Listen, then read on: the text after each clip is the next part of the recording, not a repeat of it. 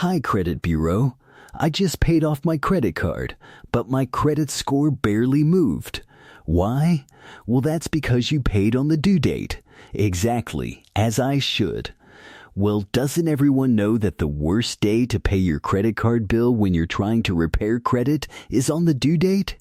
Hey folks, and welcome back to the channel. For those of you who are new, hi. My name is John of John's Finance Tips, and this is a channel we dedicate to talking all things money.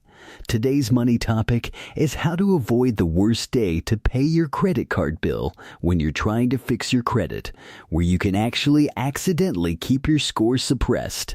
I know it sounds crazy, but stick with me. And in this video, I'm also going to show you the best day that you can pay your credit card bill so you can actually boost your credit score while rebuilding. If that sounds like a plan, then all I ask is for you to get comfortable, and we're going to go into today's video. We're going to have two parts. In part 1, I'm going to go over the 5 key factors that can hurt your credit score. In the second part, I'm going to talk about why you need to avoid the due date when it comes to paying your credit card bill, and why there's a much better date that you can actually pay your bill and boost your score. And I do want to say, when it comes to repairing your credit, the easiest way in my opinion is getting a credit card, getting a beginner credit card with no annual fee. Or getting a secured credit card that you might have to put a little money behind. But whatever it is, start with a good beginner card, use it correctly, and then you rebuild from there. And if you would like to see a list of some of my favorite credit rebuilding cards currently, my affiliate links are in the description box down below.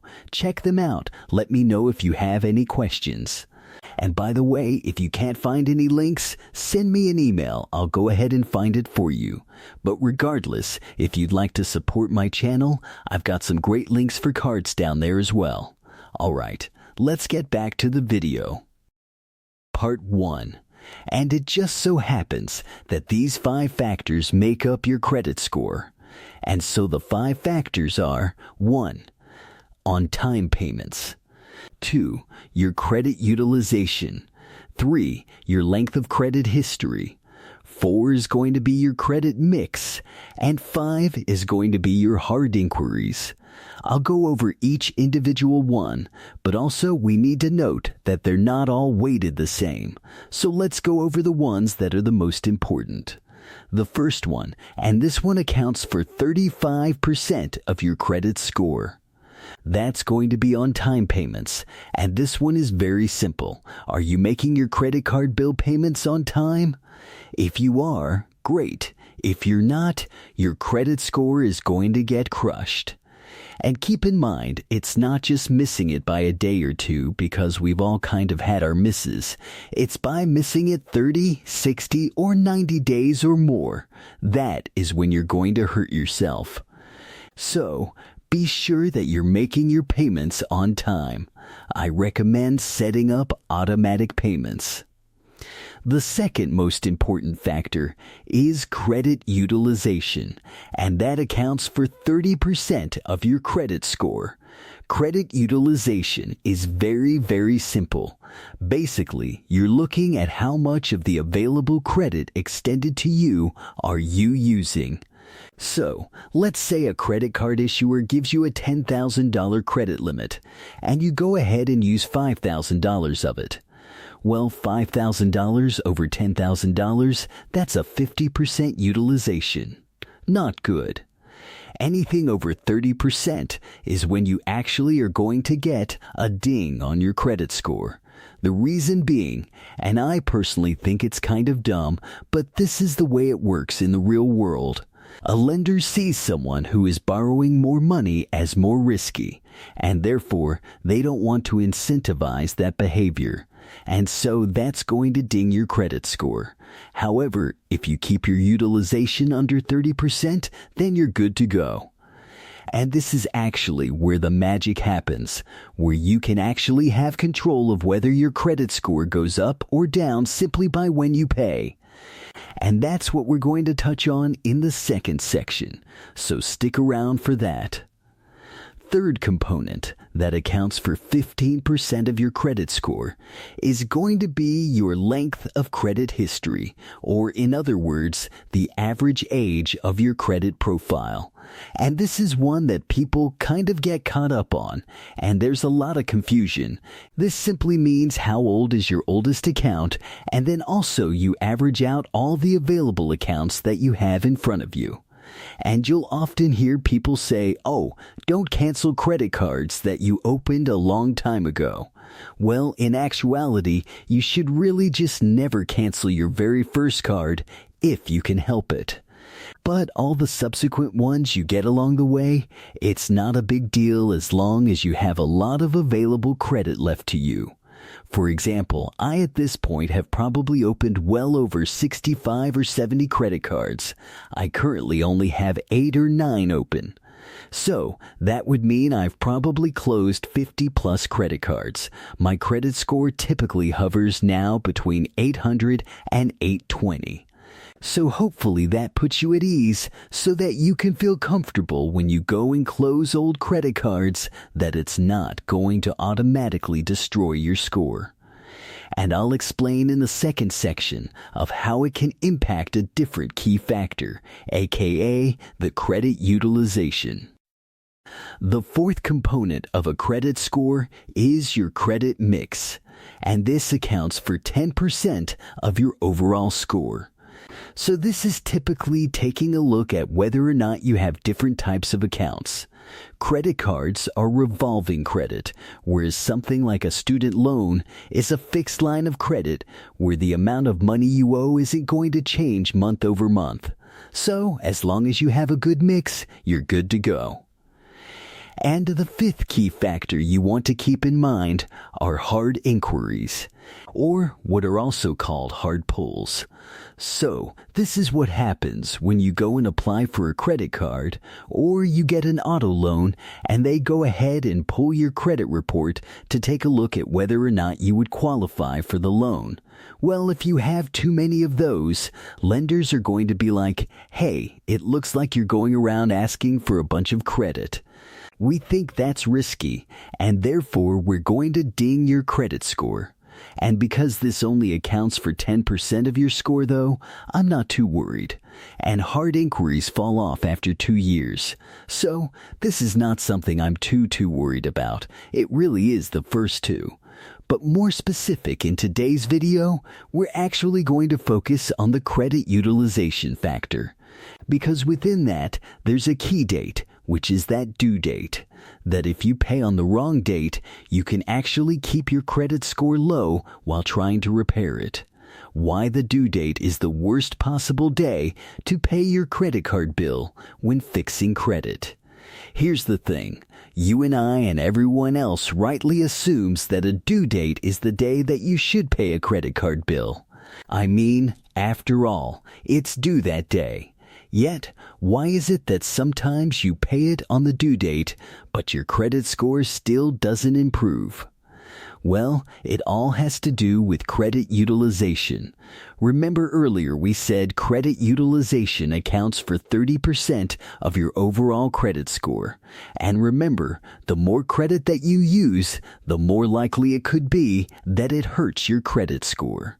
Specifically, with a utilization percentage of over 20 or 30%, that is when we get into territory of like, ooh, that might not be so good for us. But then, if you're paying your credit card bill in full every single month, how could credit utilization hurt you? Shouldn't your utilization be 0%? So, let me go ahead and explain to you exactly how the due date actually works and how it's actually possibly hurting your credit repair progress. Let's do a hypothetical. Let's say your credit card statement starts on January 1st and it closes on January 31st. So therefore, everything that you spend in that month, you're going to have to pay on the due date. And your due date typically isn't another 24 or 25 days later. So January 1 to January 31, you spend, and let's say you spent $5,000 of a $10,000 credit limit. Cool. And then January 31st comes around, and that is what's called your closing date. All right, keep that in mind. That's going to be very important. And then you have $5,000 in your checking account. You are ready to pay that sucker off on the due date. And so when February 24th comes around, and that's going to be the due date for the amount of money that you spent in January, you pay the entire thing off. You think, here we go.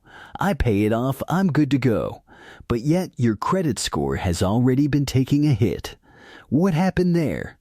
Well, let's rewind back to January 31st, because that date is called the closing date. You see, there's a bit of a quirk here. Because on the closing date, January 31st, that is actually when the banks tell all of the credit bureaus how much of your credit that you used.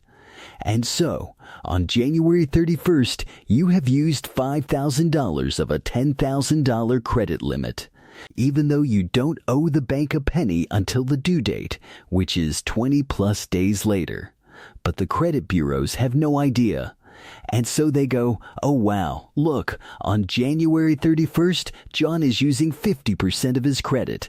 Yeah, let's go ahead and ding him right away because that is bad. Even though I have, or you have, $5,000 ready to pay that bill off, except you're just going to wait until the due date. Yikes. So instead of focusing around the due date, what we should actually be focusing on is what is our credit utilization around the statement close date. Because by having a really high utilization, even though you're going to pay the entire thing off, for a short term, your credit score could stay suppressed until you get the utilization down. But every single month, let's say you just hypothetically have a utilization of 30, 40, 50%. Your credit score is continually going to be suppressed even though you're paying off the entire thing. And so, my number one recommendation, avoid paying everything off on the due date. Instead, you should pay 90 to 95% of your entire bill before the closing date. So, from January 1st to January 31st, I would actually go ahead and make a payment on January 27th or January 28th so that my utilization is now going to be maybe 5% or 10%, which is then going to be able to boost my credit score. And then on the due date, I pay the rest off. There is no penalty whatsoever for early payment. You can only help yourself.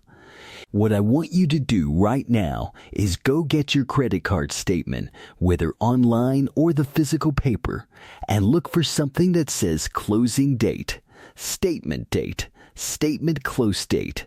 That is the magical date where you want to pay off the majority of your credit card balance.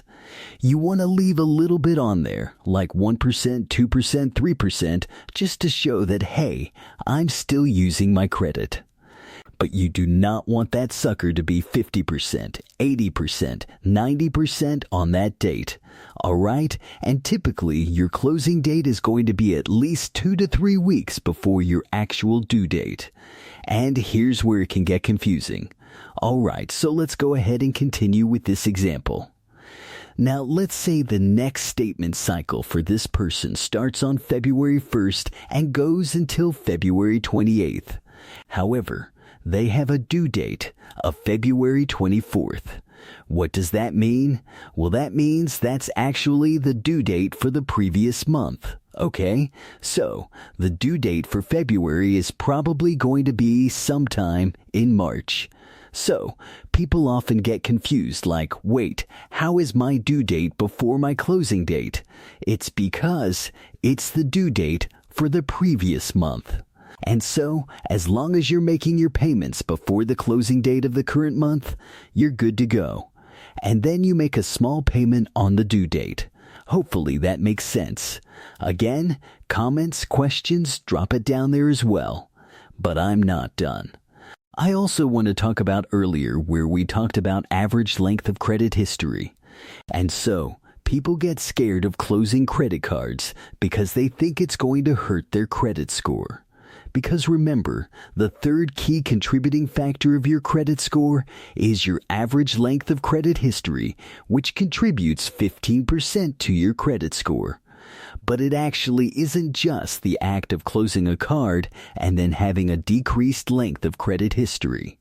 It actually has to do with your credit utilization. So let's say, for instance, you had 2 credit cards. They each have a $5,000 credit limit. So your total available credit is $10,000. Okay? And let's say you purchase this camera lens. Alright, you purchased this camera lens for $2,000. A $2,000 camera lens with $10,000 of available credit across all of your credit cards. Well, your total credit utilization for your entire credit profile is 20%. You're good. You're under that 30%. You're well on the right track. But let's say you actually closed one of those credit cards. Suddenly, you are spending $2,000 out of a $5,000 total available credit. Well, your utilization just went up to 40%. And that is what's going to immediately hurt you. Okay? So, it's not just the act of closing the card. It's the act of your credit utilization going higher. But if you had 4 credit cards and each had a $5,000 credit limit, well, it doesn't really matter then if you just closed one. Because your utilization is still going to be well below that 25 to 30% threshold where it's going to hurt you. Hopefully, that made sense. And so, that's the video, folks. Remember, your due date for most people is the worst day to pay your credit card bill if you're trying to repair your credit, because you're accidentally forgetting that your credit utilization is reported weeks in advance. Instead, what you should do is pay the majority of your credit card bill off before that statement close date, or closing date, or statement date. There's a lot of words for it. And then you can make sure that your utilization is low, pay the rest up on your due date, and you're good to go. That's it. Cool comments, questions down below, and I'll catch you on the next one.